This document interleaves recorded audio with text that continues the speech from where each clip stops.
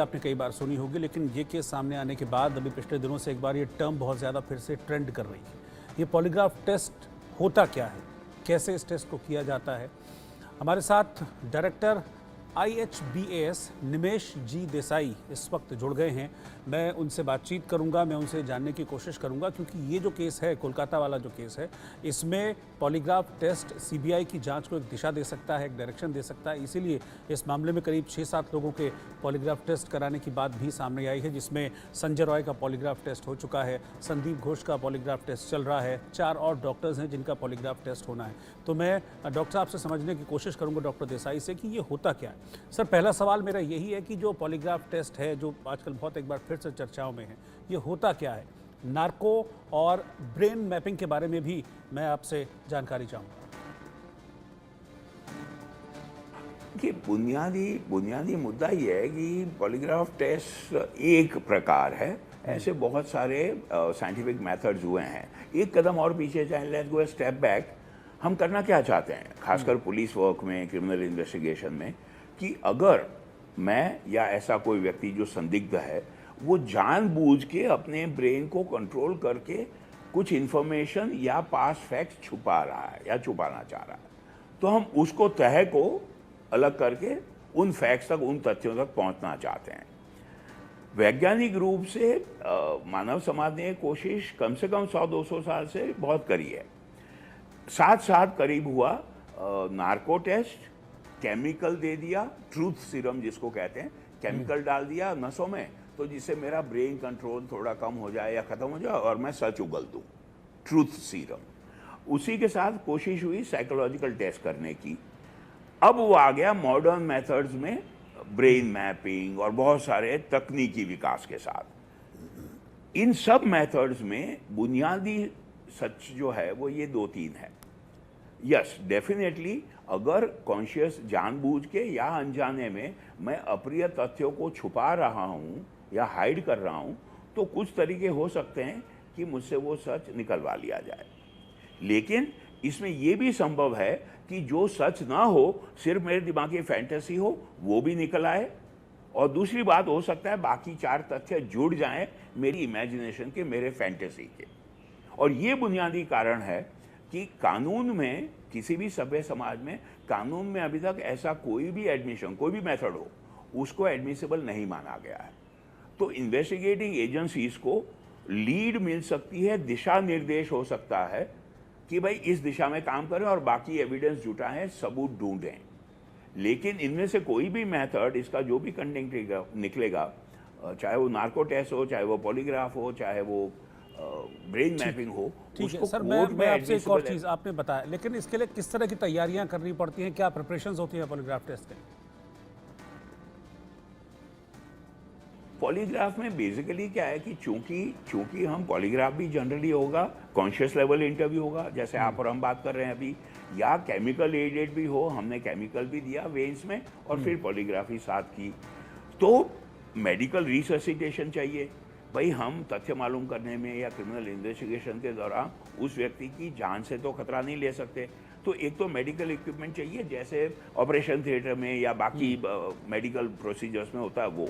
दूसरा जो हमें चाहिए, जैसे मैंने कहा, pulse rate, BP, EG, ECG, बहुत सारे, मेरे पसीना कितना छूट रहा है, वो सारे इंडिकेटर्स, पहले वो होता था बहुत क्रूड फॉर्म में, अब वो सारा आ जाता है कंप्यूटराइज फॉर्म में एक स्क्रीन पे, तो वो सारा चाहिए। जनरली पॉलीग्राफ या truth serum, thiopentone interview, brain mapping, ये ज़्यादा यूज़ किया जाता है फोरेंसिक लेबोरेटरी सेटिंग्स में। स्वास्थ्य संस्थाओं में, मेंटल हेल्थ या हेल्थ सेटिंग्स में अब ऐसी लैब्स आपको नहीं मिलेंगी। ये लैब्स ज़्यादा रहेंगी फोरेंसिक साइंस में, और वहाँ एक और कवर जुड़ जाता है। जनरली बिकॉज इन्वेस्टिगेशंस ऑन है, या बिकॉज सही या गलत हम ये मानते हैं कि अगर तथ्य हमने बाहर कर दिए पब्लिक, तो गलत धारणाएं फैलती हैं, इसलिए ये काम मोस्टली सीक्रेटिव किया जाता है।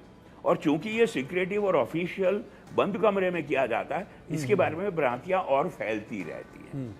तो जैसे आप कोशिश कर रहे हैं, हम कोशिश कर रहे हैं, पिछले 5-10 सालों में मीडिया और हम प्रोफेशनल्स मिलकर काफ़ी बातचीत होती रही है कि जनता इसके सही वैज्ञानिक तथ्यों को समझे, इसका कानूनी वजन कितना है वो समझें।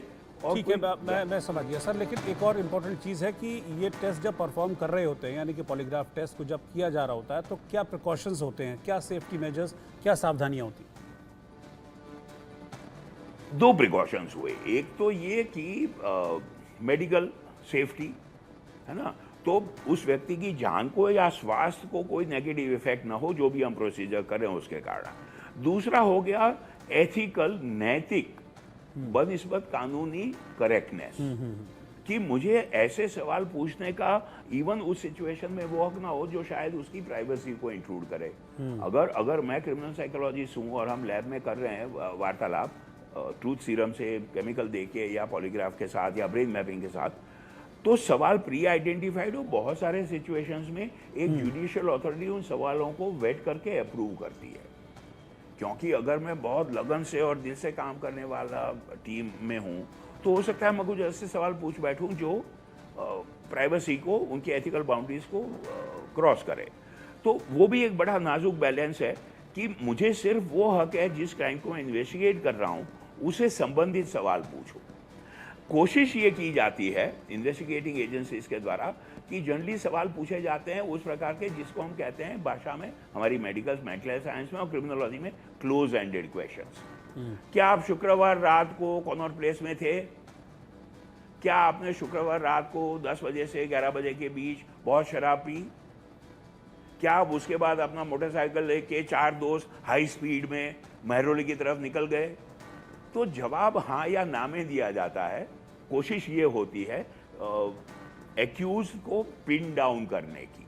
साथ साथ ये भी हकीकत है कि वैज्ञानिक रूप से और क्रिमिनोलॉजी में अगर मुझे खासकर केमिकल एडेड ट्रूथ सीरम वाला इंटरव्यू किया जा रहा है तो हाँ या ना में जवाब देने के साथ साथ, चूंकि वो इनहिबिशंस, चूंकि वो कंट्रोल केमिकली या किसी भी प्रकार से हिप्नोटाइज करके कम कर दिए या ख़त्म कर दिए गए, तो वो जो उबाड़ है वो निकल पड़ता।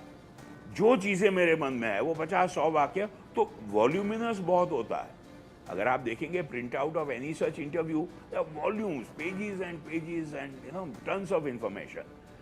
क्रिमिनल साइंस टीम कोशिश करती है उसमें से सिर्फ कुछ तथ्य निकालने की और फिर उसको प्रूफ से सब्सटेंशिएट करने की। मैं बार बार कहना चाहूँगा, कोई भी सभ्य समाज में, सिविल सोसाइटी में कोर्ट ऑफ लॉ सिर्फ इस एविडेंस को नहीं मानता।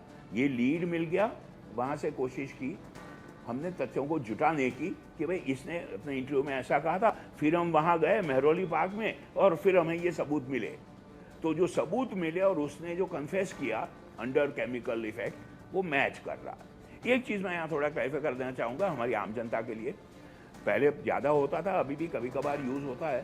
थायोपेंटोन या ट्रूथ सीरम जिसको कहते हैं, वो मेंटल साइंस में भी, साइकियाट्री में भी यूज़ होता है, लेकिन हमारा मकसद और पर्पस बिल्कुल अलग है। क्रिमिनल इन्वेस्टिगेशन और पुलिस का, सीबीआई का, एफबीआई का काम है तथ्यों तक पहुंचना, सबूत जुटाना। हमारा काम है व्यक्ति को साइकोलॉजिकल रिलीफ देना। तो वो जो वेंटिलेशन होगी, वो जो उबाड़ निकलेगा, उससे इस व्यक्ति को रिलीफ मिलती है। ठीक है सर, ज़्यादा से ज़्यादा एक आखिरी सवाल मैं आपसे जानना चाह रहा हूँ, ये बहुत इंपॉर्टेंट है। जो पॉलीग्राफ टेस्ट है उसके सवालों को कोई बाईपास कर सकता है? मेरा मतलब है कि झूठ बोल सकता है, क्योंकि ऐसा कहा जाता है कि अगर कोई आदमी मेंटली स्ट्रांग है तो वो जो लिक्विड उसकी बॉडी में डाला जाता है पॉलीग्राफ टेस्ट के दौरान, वो उसको भी ओवरकम कर सकता है। क्या ये पॉसिबल है? अगर व्यक्ति चाहे और स्ट्रांग विल्ड हो तो जरूर बाईपास कर सकता है या सारी एफर्ट को रेजिस्ट कर सकता है। जैसे मैंने कहा, खासकर देखिए, हम सब अपने आप में सोचें, भाई कोई हमारा सुपरवाइजर, हमारा बॉस या हमारी बीवी, हमारा पति, है ना, माँ बाप बच्चों के साथ अगर प्रेशर करके इंफॉर्मेशन निकालना चाहे तो हमारी जो काबिलियत है उसको रेजिस्ट करने की, कि मैं दबाव में नहीं बोलूँगा कुछ, मैं उतना ही बोलूँगा जो मुझे ठीक लगता है, स्वेच्छा से कितना बताऊँगा या दबाव में कितना निकल जाएगा मेरे मुंह से, मेरी जबान से।